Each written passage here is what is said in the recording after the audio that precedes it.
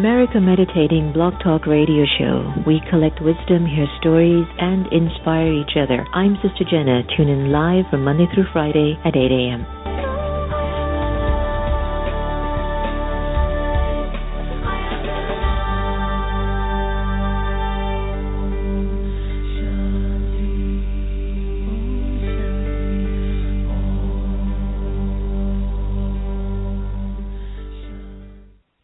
This is Karina, Virginia, and I love the America Meditating Radio Show, and I love Sister Jenna. Bless you all. Enjoy. Hello, this is Kristen Hoffman, and it is with great love, joy, pleasure, and spirit that I am listening to America Meditating Radio Show. Hi, my name is Misty Crutchfield with Gandhi's Bee Magazine, an online magazine designed to raise awareness and inspire people about all of the amazing things happening in the world, as well as all the challenging things that can help us raise awareness so we can make a difference in the world and be the change. One of my inspirations is Sister Jenna and America Meditating Radio. I listen, you should too. Do you want to power up your day? Are you feeling overwhelmed? Can't manage the speed?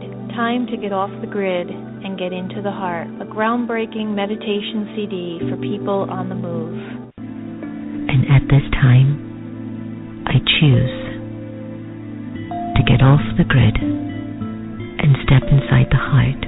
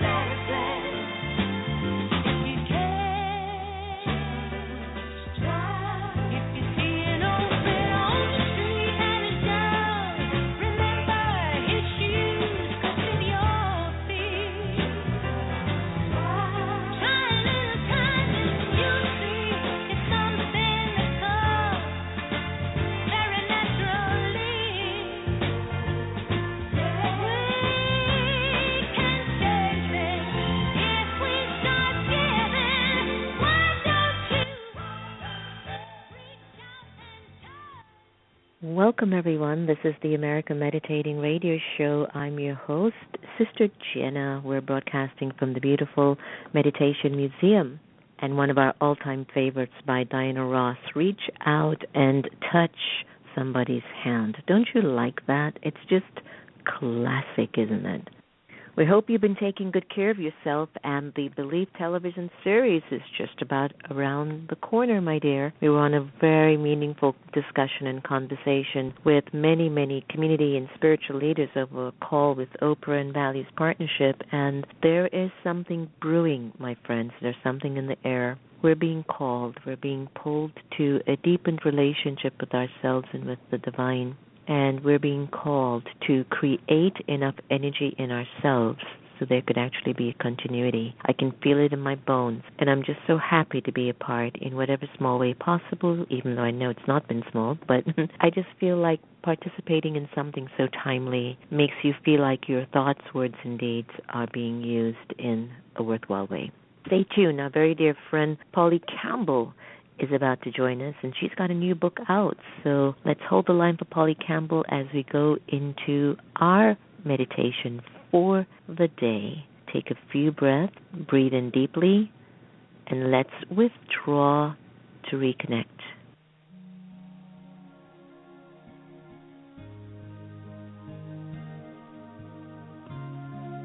Sitting quietly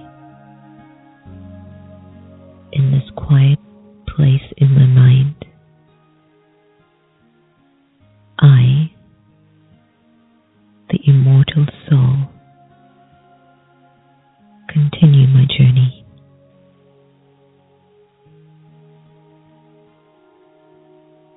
Allowing my inner world to settle more into stillness.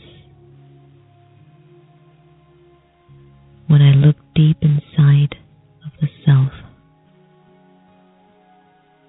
I see strengths inside that are pure and peaceful. With the power to withdraw, I'm able to return to this place of stillness inside whenever I need to, for however long I need to.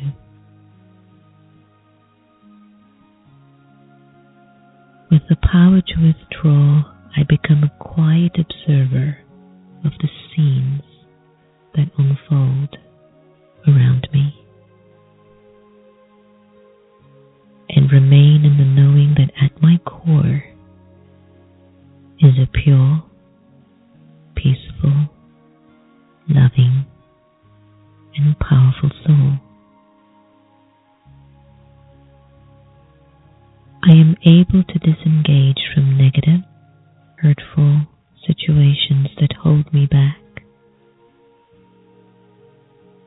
as I sit here in the power of withdrawal. I observe, I learn, and I remain quiet. I'm healed.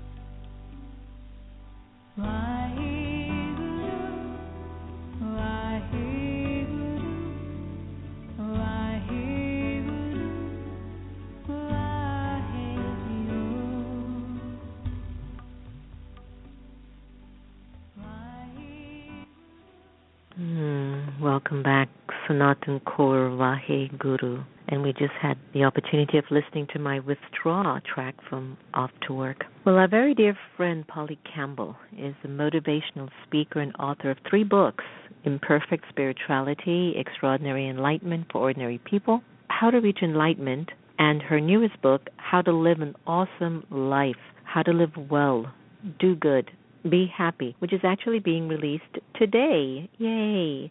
Polly's also a blogger at Psychology Today, Psych Central, the Huffington Post, the Creativity Post, and other sites. Her magazine articles on personal development topics and spiritual practices appear regularly in national publications. Polly has integrated the things she writes and talks about in her own life through practical experience. She lives with her husband and daughter in Beaverton, Oregon. And today we really welcome and congratulations to you with your new book today. Thank you, Sister Jenna. I am still in your meditation. That was a helpful one for me today. Oh, Withdraw that is so to reconnect. sweet. That was great.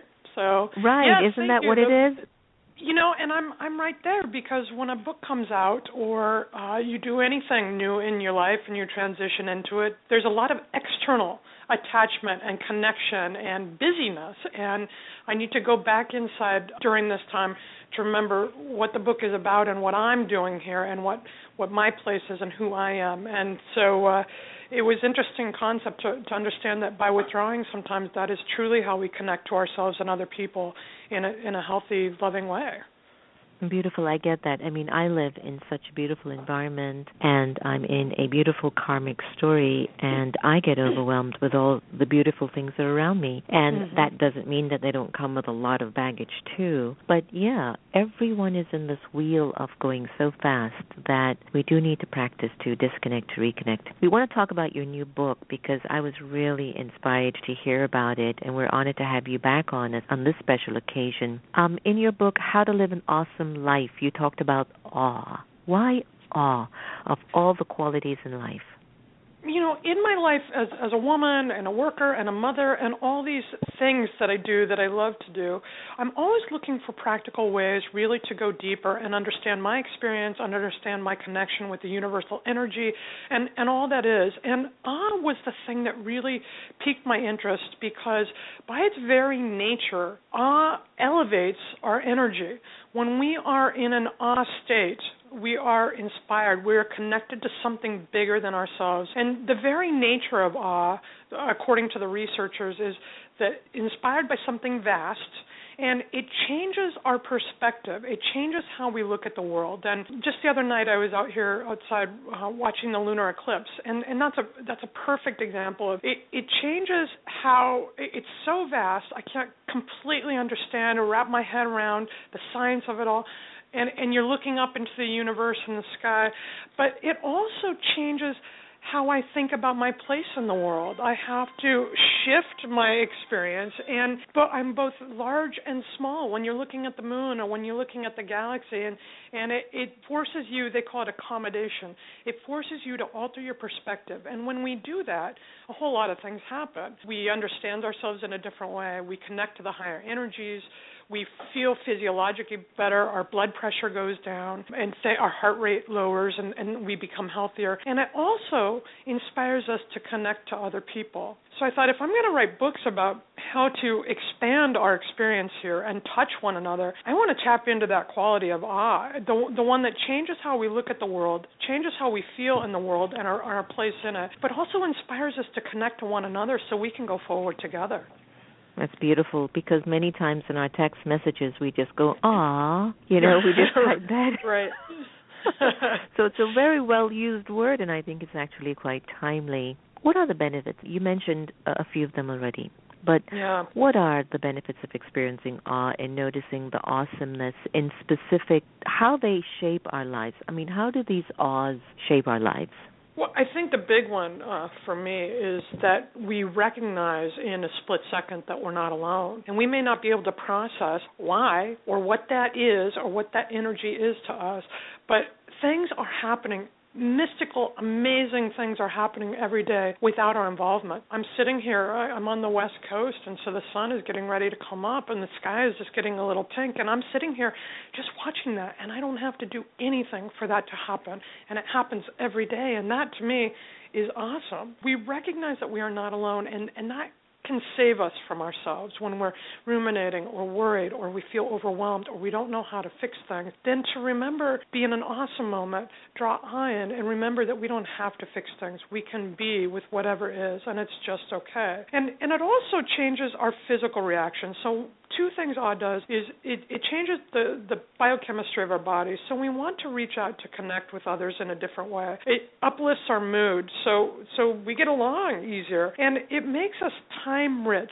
And what that means is when we are in an awesome space, we have perspective. We identify what's important to us in that moment, and it makes us more generous because we feel like we have enough to go around. So people who are in an awe space tend to volunteer more. They tend to give to others more. We are more generous people, and I think that's enough to change the world, Sister Jenna. I think that kind of love, that kind of knowledge that there's a purpose here and that we can connect to one another. And you were talking about belief that one person can, make a difference and create the energy within ourselves. I think awe can do it. I love that, Polly. What do you mean when you talk about creating your experience rather than complaining about your experience? Because complaining is like the sign of the times. It's the way that we look for excuses to not optimize our value and our worth and our power and courage. And so, I would love to see people move away from complaining and move to a place of creativity.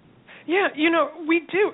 Complaining has become our default mode, and it's not natural to us. We didn't start out as complainers. We are expansive people, and by our nature, we want to create. So to experience awe, we need to shift our perspective. It changes how we look at the world, and that moves us into a creative space if you allow it. So it's easy to focus on what isn't working in your life, and I'm suggesting, instead of doing that, instead of complaining about what isn't happening, that you start to create your experience. Things are going to come up. But creators seek meaning in those experiences, even when they're uncomfortable. They act with self-compassion, and they appreciate their humanity and the humanity of others. And they take accountability for their choices and acknowledge that failures and frustrations are part of that. So they don't blame. They don't focus on what isn't working. They don't beat themselves up. They get busy taking the experience that they would otherwise complain about and creating a new experience out of that. So, for example, if something doesn't go my way, if my daughter and I are struggling here and maybe we're not getting along the way I would like, I don't blame her for that. I don't say, we're just never going to have that kind of relationship, or my life is so hard.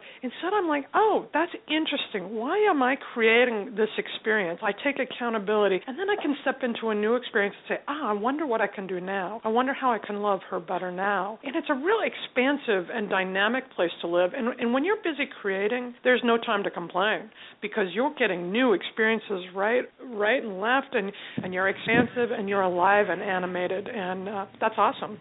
Okay, so give me your favorite part of the book that really moves you every time you revisit it again and again.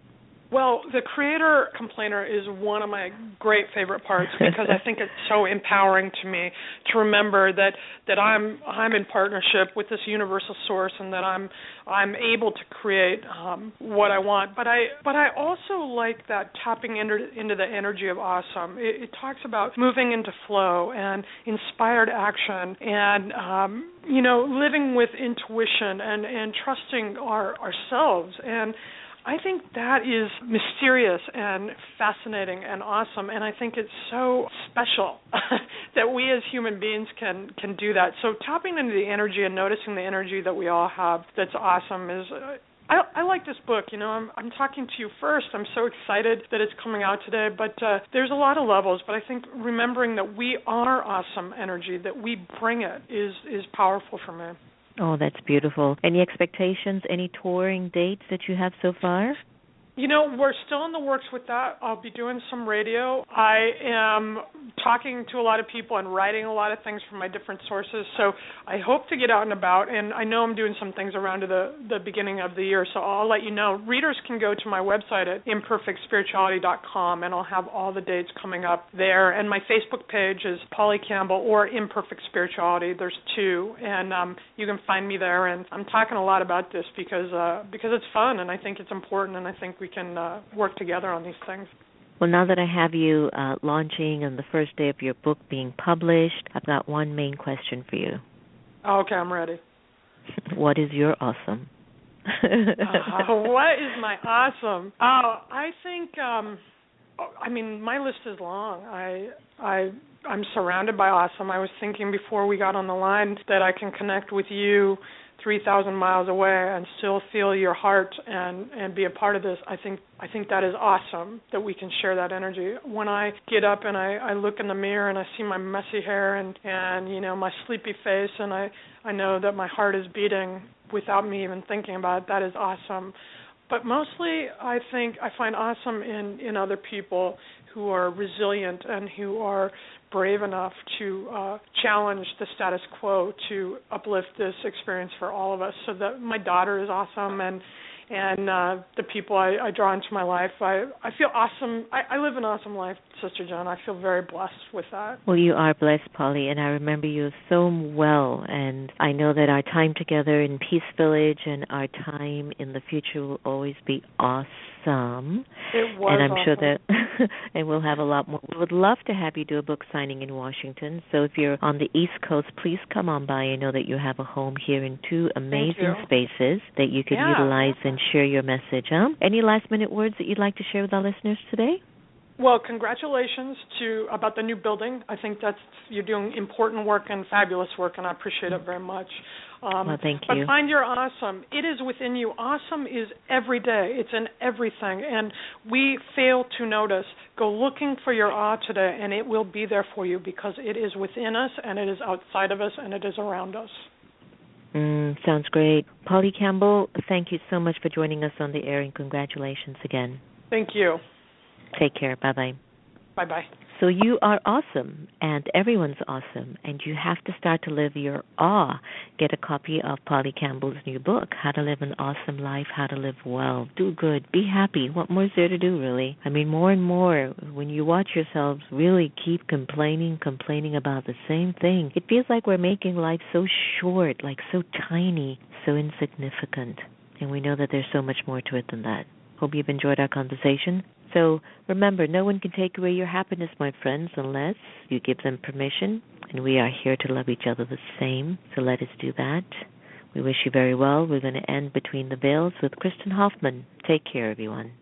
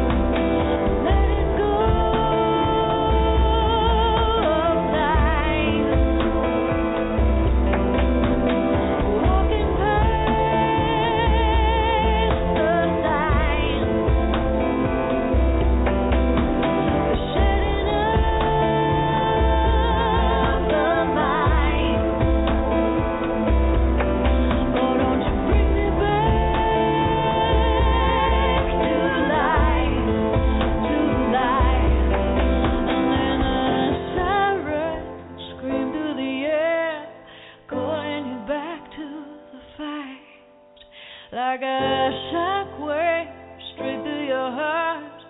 Wanting you back.